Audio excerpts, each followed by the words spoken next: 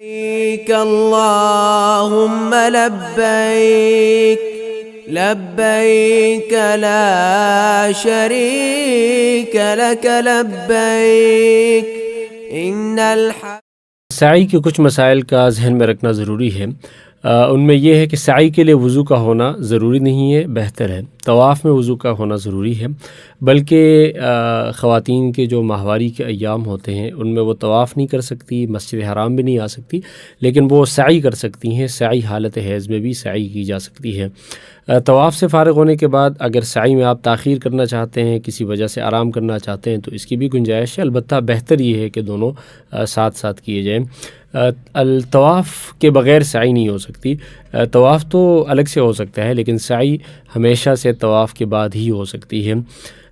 صفا اور مروہ دونوں پر جگہ پر پہنچ کر بیت اللہ کی طرف اشارہ کرنا مسنون نہیں ہے، بلکہ دونوں ہاتھوں کو دعا کے لیے اٹھانا مسنون ہے۔ سعی کے دوران اگر آپ تھک جاتے ہیں یا نماز شروع ہو جاتی ہے تو آپ اسی جگہ پہ سعی کو روک سکتے ہیں، پھر اس کے بعد جہاں آپ نے سعی کا آغاز کیا تھا تو وہاں سے آپ سعی دوبارہ سے شروع کر سکتے ہیں۔ طواف کی طرح سعی بھی پیدل کرنا ہی بہتر ہے۔ اگر کوئی عذر نہ ہو تو پیدل کرنا چاہیے، اگر عذر ہو تو پھر ویل چیئر میں سعی کی جا سکتی ہے۔ بغیر عذر کے طواف اور سعی ویل چیئر پر یا کسی سواری پر نہیں کی جا سکتی۔ اگر سعی کے تعداد میں چکروں کی تعداد میں شک ہو جائے تو اس میں بھی جو کم ہو، یعنی 3 اور 4 میں اگر شک ہے تو اس کو 3 شمار کیا جائے گا اور اس کے مطابق باقی چکروں کو مکمل کیا جائے گا۔ خواتین کے لیے سبز لائٹوں کے قریب دوڑنا سنت نہیں ہے، بلکہ جائز بھی نہیں ہے، وہ عام رفتار سے چلیں گی۔ سعی کے بعد اگر آپ 2 رکعت پڑھنا چاہتے ہیں تو بہتر ہے، بعض روایات میں اس کا ثبوت ہے، ضروری نہیں ہے۔ سعی کے بعد آپ مروہ پہ 2 رکعت پڑھ سکتے ہیں۔ نفلی طواف تو ہے، اس کا ثبوت بھی ہے، لیکن نفلی سعی کا کوئی ثبوت نہیں ہے۔ سعی صرف اور صرف عمرہ میں ہوتی ہے اور حج کے دوران سعی کی جا سکتی ہے، اس کے علاوہ نفلی سعی کا ثبوت نہیں ہے۔ سعی کے دوران اصطباع بھی سنت نہیں ہے، یعنی طواف کے دوران آپ نے اپنا دایاں کندھا جو ہے وہ کھلا رکھا تھا، اب جب آپ سعی کرنے کے لیے پہنچیں گے تو اس کو چھپا دیں گے۔ سعی کے دوران اصطباع سنت نہیں ہے۔ سعی کے مکمل ہو جانے کے بعد اب آخری جو واجب رہتا ہے وہ حلق یا قصر ہے، اور اس لیے یا تو آپ بالوں کو استرے سے منڈوائیں گے اور یا کینچی سے اس کو کاٹیں گے، لیکن استرے سے اس کا حلق کرنا افضل ہے۔ حضور اکرم صلی اللہ علیہ وسلم نے بال منڈوانے والوں کے لیے 3 دفعہ دعا کی ہے، اللہم ارحم المحلقین، اور بال کٹوانے والوں کے لیے 1 دفعہ حضور صلی اللہ علیہ وسلم نے دعا کی والمقصرین کہہ کر۔ تو اس لیے قرآن مجید میں بھی جہاں پر حلق اور قصر کا ذکر آیا ہے تو محلقین منکم و مقصرین، محلقین کا ذکر پہلے آیا ہے، اس لیے حلق کرنا زیادہ افضل ہے۔ خواتین کے لیے حکم یہ ہے کہ وہ اپنے بالوں کی آخر میں 1 پورے کے بقدر بال کاٹیں گی، خود بھی کاٹ سکتی ہیں، کسی محرم سے یا شوہر سے بھی کٹوا سکتی ہیں، کسی نامحرم سے جو کہ سعی کے باہر لوگ کڑے ہوتے ہیں تو خواتین کا کسی نامحرم سے بال کٹوانا جائز نہیں ہے۔ حلق اس وقت حلق تو کرنا افضل ہے، قصر اس وقت جائز ہے جب آپ کے بال انگلی کے 1 پورے سے زیادہ ہوں، اور قصر کے لیے آپ 1 پورے کے بقدر بال کٹوا دیں۔ اگر آپ کے بال 1 پورے سے کم ہیں تو اس وقت پھر قصر جائز نہیں ہے، پھر حلق ہی متعین ہے اور پھر بال منڈوانے ہوں گے۔ اس کی فضیلت کے بارے میں حضرت عبداللہ ابن عمر رضی اللہ عنہ کی حدیث ہے کہ حضور اکرم صلی اللہ علیہ وسلم نے ارشاد فرمایا کہ ہر ایک بال کے بدلے میں 1 نیکی ملتی ہے اور 1 گناہ کو معاف کر دیا جاتا ہے۔ یہ بہت افضل عمل ہے۔ البتہ بعض حضرات ایسا کرتے ہیں کہ وہ سر کے کسی بھی جانب سے، کسی بھی کونے سے 2-4 بال کاٹ لیتے ہیں، اس طریقے سے احرام ختم نہیں ہوتا، احرام کی پابندی ختم نہیں ہوتی۔ اس لیے یا تو سر کے بال پورے منڈوا دیں یا اس طرح سر کے بال کٹوائیں کہ پورے سر کے بال 1 پورے کے بقدر کٹ جائیں، اور اس کے علاوہ کوئی اور صورت جائز نہیں ہے، ورنہ تو آپ احرام سے نہیں نکلیں گے اور احرام کی پابندیوں کی وجہ سے آپ پر دم لازم ہو سکتا ہے۔ بالوں کا کاٹنا حرم کے حدود میں ہی ضروری ہے، حرم کے حدود کے باہر نہیں کاٹ سکتے۔ اگر حرم کے حدود کے باہر آپ چلے گئے تو دوبارہ سے حرم کے حدود میں آ کر ہی اس کو کاٹنا ضروری ہے۔ اگر آپ کے عمرہ کے افعال مکمل ہو گئے ہیں تو آپ کسی اور کے بال کاٹ سکتے ہیں۔ اگر اس کے بھی افعال مکمل ہو گئے ہیں، صرف حلق یا قصر باقی ہے، تو آپ اس کے بال کاٹ سکتے ہیں اور اس کے سر کے اوپر اس طرح بھی پیر سکتے ہیں۔ اگر کسی آدمی کے سر پر بال نہ ہو، مثال کے طور پہ وہ قدرتی گنجا ہو، یا اس نے بالکل کل پرسوں اس نے حلق کر کے سر کے بال منڈوا دیے ہیں، تو پھر وہ خالی استرے کو اپنے سر کے اوپر اس طرح سے پیرے گا، بے شک اس میں بال نہ آئے لیکن خالی استرے کو پیرنا پھر لازمی ہے، تاکہ وہ صرف حلق کرنے والوں کے ساتھ ایک طرح سے تشبہ ہو جائے۔ یہ سارے افعال جب آپ کر لیں گے، آخر میں حلق قصر بھی کر لیں گے، اس طریقے سے آپ کا عمرہ مکمل ہو گیا، احرام کی پابندیاں ختم ہو گئی۔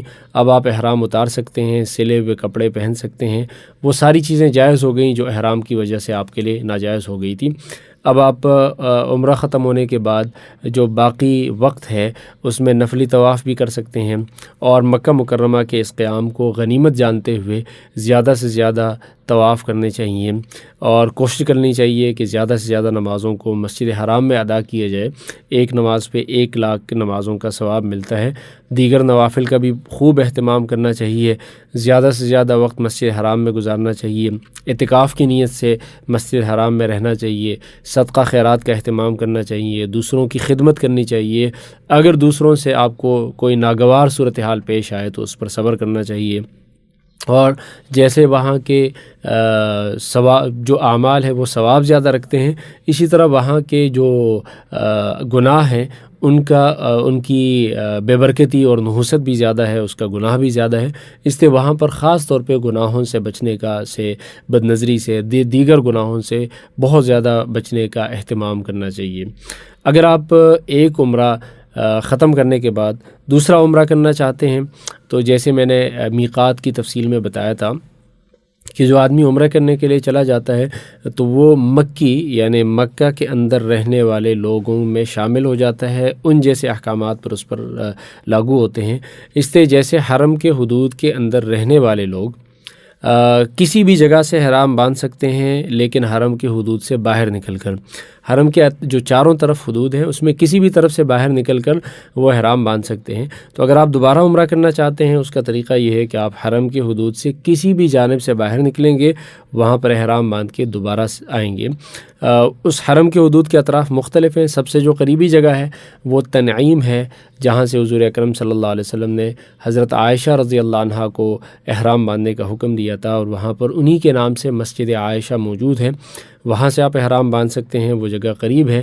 خود حضور اکرم صلی اللہ علیہ وسلم نے طائف سے آتے ہوئے مقام جعرانہ سے ایک دفعہ احرام باندھا تھا، اس لیے دونوں میں سے کسی بھی جگہ سے یا حل میں یعنی حرم کی حدود سے باہر کسی بھی جگہ سے آپ احرام باندھ سکتے ہیں، اور احرام باندھ کر دوبارہ سے آپ تلبیہ پڑھ لیں گے، اور اسی طریقے سے جیسے عمرے کی تفصیلات کا ذکر کیا گیا اسی طریقے سے آپ اپنے عمرے کو مکمل کریں گے۔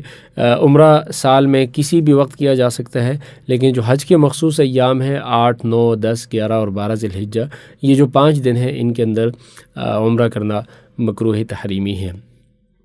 ایک اور سوال عام طور پہ لوگ پوچھتے ہیں کہ جی زیادہ طواف کرنا افضل ہے یا عمرے کرنا افضل ہے؟ تو طواف کرنا زیادہ افضل ہے، لیکن اس کا مطلب یہ نہیں ہے کہ آدمی 1-2 طواف کر لے اور اس کے بعد باقی طواف سے کوئی اور طواف نہ کرے اور وہ یہ سمجھے کہ میں نے افضل عمل کیا۔ اس کا مطلب یہ ہے کہ اگر آپ 1 گھنٹے میں عمرہ کرتے ہیں اور اس کے بجائے اگر آپ 1 گھنٹہ مسلسل طواف کرتے جائیں تو وہ اس سے افضل ہے۔ یہ مطلب نہیں ہے کہ 1 گھنٹے میں آپ 20 منٹ میں طواف کر لیں اور پھر 40 منٹ ویسے ہی کسی اور کام میں مشغول رہیں اور آپ یہ سمجھیں کہ یہ عمرے سے افضل ہے۔ عمرے سے افضل طواف تب ہے جب اس پورے وقت میں طواف کیا جائے، تو اس لیے عمرے کی فضیلت اپنی جگہ پر ہے، طواف کی فضیلت اپنی جگہ پر ہے، تو اس لیے طواف پر زیادہ سے زیادہ وقت خرچ کرنا چاہیے، لیکن عمرے کے لیے بھی جانا چاہیے۔ عموماً طواف عمرے سے زیادہ افضل ہے اگر اس سارے وقت کو طواف کے اندر صرف کیا جائے۔ اس پوری تفصیل میں خواتین کے لیے کوئی زیادہ فرق نہیں ہے، صرف احرام میں فرق ہے کہ خواتین کے لیے سلا ہوا لباس پہننا جائز ہے، ان کے لیے سر چھپانا ضروری ہے، اسی طرح چہرہ کھلا رکھنا ضروری ہے۔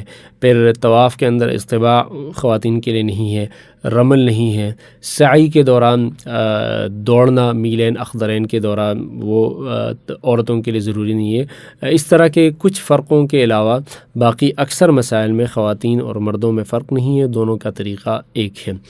جو نابالغ بچے ہوتے ہیں، چھوٹے چھوٹے بچے، ان کو ہم عام طور پہ کبھی ہم عمرے کے لیے لے جاتے ہیں، تو یہ دو طرح کے بچے ہوتے ہیں۔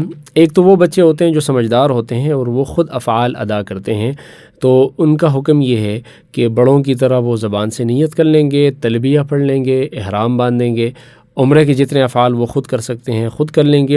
جو افعال وہ خود نہیں کر سکتے ان کا ولی ان کی طرف سے ادا کر سکتا ہے، سوائے 2 رکعت واجب الطواف کے۔ جو طواف کے 2 رکعت واجب ہیں، نماز میں نیابت نہیں ہو سکتی، تو اس سے وہ بچے خود ادا کریں گے۔ اس کے علاوہ باقی افعال اگر کوئی فعل بچہ نہیں کر سکتا تو اس کا ولی اس کی طرف سے ادا کر سکتا ہے۔ اگر کوئی بچہ ایسا ہے جو بالکل ناسمجھ ہے، 4-5 سالوں کا ہے، 3 سال کا ہے، تو نہ وہ تلبیہ پڑھ سکتا ہے نہ وہ نیت کر سکتا ہے، تو ان کے عمرے اور حج کے احرام کا حکم یہ ہے کہ ان کو نہلا کر احرام کی 2 چادریں پہنا دی جائیں۔ اگر بچہ ہے، بچی کو تو احرام کی چادریں پہنانا نہیں ہے اسی کپڑے میں، اور اس کے بعد اس کا والد یا اس کا ولی ان کی طرف سے نیت کر کے خود تلبیہ پڑھ لیں، اور اس سے وہ بچہ محرم شمار ہوگا۔ اس کے بعد پھر ولی اپنے اس چھوٹے بچے کو احرام کی ممنوعات سے بچاتا جائے، اور تمام افعال جب وہ خود ادا کرے تو بچے یا بچی کو بھی ساتھ لے، تو جب وہ بچے کو ساتھ لیتے ہوئے طواف کرے گا تو بچے کی طرف سے بھی طواف ہو جائے گا، سعی بھی اس کی طرف سے ہو جائے گی۔ طواف کرتے ہوئے صرف اپنی طرف سے اور ان کی طرف سے بھی نیت کر لیں، تاکہ اپنا بھی طواف ادا ہو جائے اور ان کی طرف سے بھی ادا ہو جائے۔ البتہ ایسے بچوں سے بھی طواف کے بعد جو 2 رکعت ہیں وہ ساقط ہیں، اس لیے کہ اس میں ولی ان کی نیابت نہیں کر سکتا، اور اس لیے 2 رکعت ان کی طرف سے پڑھنے کی ضرورت نہیں ہے۔ یہ بچے جو سمجھدار نہیں ہیں، اور اس سے پہلے جس کا ذکر کیا گیا جو سمجھدار ہیں، دونوں طرح کے بچوں کو احرام کی ممنوعات سے بچایا جائے گا، جیسے خوشبو لگانا ہے یا بال کاٹنے ہیں، ان سے بچانا چاہیے۔ لیکن اگر ان سے اس طرح کا کوئی عمل سرزد ہو جائے تو اس سے ان کے عمرے پر کوئی فرق نہیں پڑتا اور نہ ہی ان پر دم واجب ہوتا ہے۔ عمرے کے سے متعلق کچھ عمومی مسائل کا بھی ذہن میں رکھنا ضروری ہے۔ مثال کے طور پر حج میں طواف قدوم بھی ہوتا ہے اگر آپ حج افراد کے لیے آئے ہوئے ہیں، یا حج قران کے لیے، اور طواف وداع بھی ہوتا ہے۔ عمرے کے اندر طواف وداع بھی نہیں ہے، طواف قدوم بھی نہیں ہے، ایک ہی طواف ہے جو کہ عمرے کا طواف ہے۔ کسی عورت کے لیے بغیر شوہر کے یا بغیر محرم کے حج کا سفر بھی جائز نہیں ہے، عمرے کا سفر بھی جائز نہیں ہے، اگر اس کے اور مکہ مکرمہ کے درمیان سفر کی مسافت ہو۔ سفر کی مسافت جو آج کل کے حساب سے تقریباً 78 کلومیٹر کے لگ بھگ بنتی ہے، تو اتنی مسافت اگر عورت کے گھر اور بیت اللہ کے درمیان ہو تو بغیر محرم کے اس کے لیے جانا جائز نہیں ہے۔ اگر وہ بغیر محرم کے جائے گی تو عمرہ یا حج اس کا ادا ہو جائے گا، لیکن وہ اس کی وجہ سے گنہگار ہوگی۔ احرام کے دوران آپ احرام کے کپڑے اتار بھی سکتے ہیں، غسل بھی کر سکتے ہیں، اس کو بدل بھی سکتے ہیں، اس کو دھو بھی سکتے ہیں۔ اس میں عمرہ کرنے کے بعد آپ خوب دعاؤں کا اہتمام کرنا چاہیے، اور اس وقت کو غنیمت سمجھتے ہوئے زیادہ سے زیادہ اعمال کی کوشش کرنی چاہیے۔ عام طور پہ کچھ لوگوں میں غلط طور پہ یہ بات مشہور ہو گئی ہے کہ حالت احرام میں اگر آپ کو زخم لگ جائے تو اس سے دم واجب ہوتا ہے۔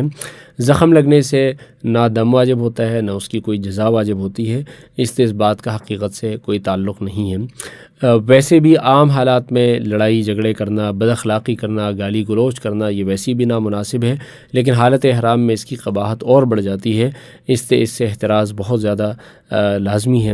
اللہ تعالیٰ حج کے بارے میں فرماتے ہیں ولا فسوق لا رفث ولا فسوق ولا جدال فی الحج، کہ حج کے دوران جھگڑے اور اسی طرح آپس میں ایک دوسرے سے تکرار سے بچنا چاہیے۔ تو اس لیے حالت احرام میں ہمیں ان چیزوں سے بچنے کا خوب اہتمام کرنا چاہیے۔